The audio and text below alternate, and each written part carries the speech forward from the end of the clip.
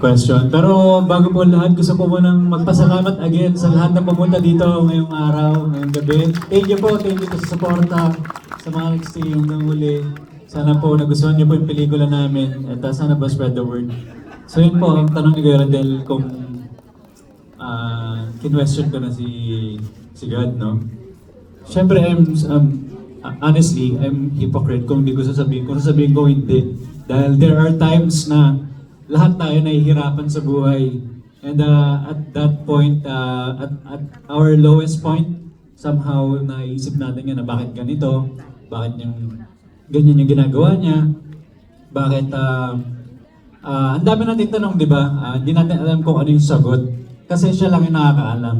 But ang mahalaga po, after natin siya i-question, is to have faith pa rin. And to pray always. And magtiwala lang tayo po. Ayun. Kagaya ng ginawa ni Simon, di ba?